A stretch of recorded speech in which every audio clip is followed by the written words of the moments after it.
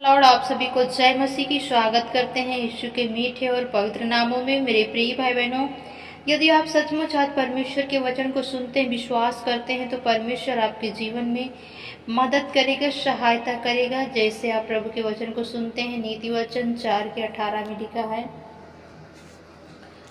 परंतु धर्मी की चाल उसे चमकाती हुई, धर्मी की चाल उस चमकती हुई ज्योति के समान है, जिसका प्रकाश दोपहर तक अधिक अधिक बढ़ता रहता है।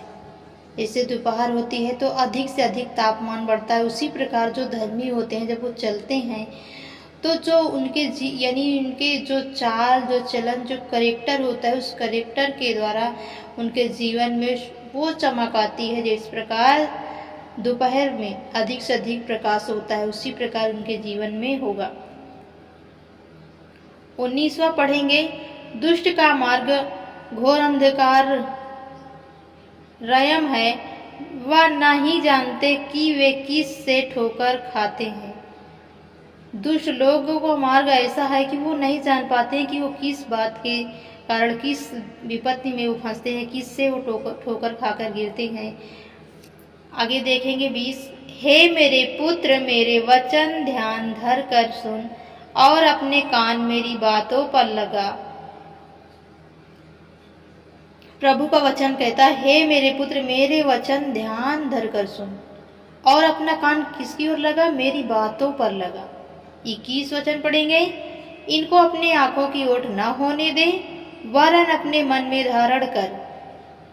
22 पढ़ेंगे, क्योंकि जिनको वे प्राप्त होती हैं उनके जीवित रहने का और उनके सारे शरीर का चंगा रहने का कारण होती है। आमीन। सबसे अधिक अपने मन की रक्षा कर, क्योंकि जीवन का मूल स्रोत वही है। टेढ़ी बातें अपने मुंह से मत बोल और चालबाजी की बातें कहने तुझसे दूर रहे। तेरी आंखें सामने ही की ओर लगी रहे और तेरी पलकें आगे की ओर खुली रहे। अपने पांव रखने के लिए मार्ग के पथ यानी मार्ग के आगे देखेंगे क्या लिखा हुआ है, सामर्थ्य कर और तेरे सब मार्ग ठीक होंगे। जब हम जिस मार्ग पे चल रहे हैं, उस मार्ग पे हमें विश्वास रखना है कि हमें प्रभु चलाएगा, प्रभु हमारी मदद करेगा, सहायता करेगा और हम सब मुसीबतों से दूर होंगे, क्योंकि प्रभु हमारी रक्षा करेगा, प्रभु हमारी सुध लेगा, प्रभु हमारी अगुवाई करेगा। और हम जिस चीज़ की चाह रखते हैं वो चीज़ हमें तभी प्राप्त होती है जब हम प्रभु से प्रेम रखते हैं, जब हम प्रभु में आगे बढ़ते हैं, तभी प्रभु हमें क्या करता है? बचाता है और आगे की ओर लेके चलता है। और आगे पढ़ेंगे,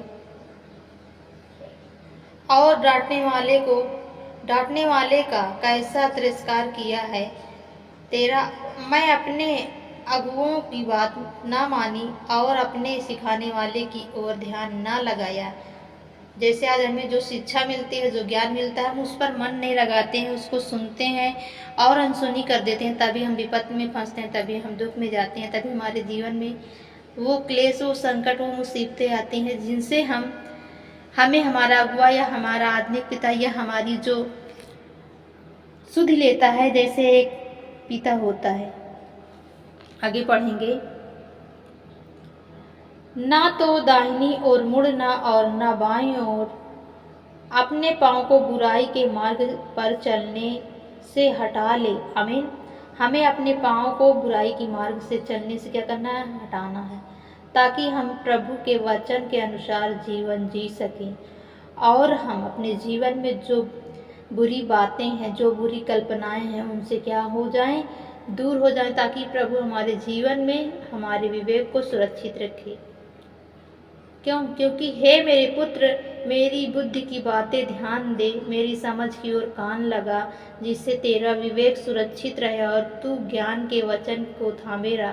क्योंकि पराई स्त्री के होठों से दाग मधु टपकता है और उसकी बातें तेल से भी अधिक चिकनी होती हैं।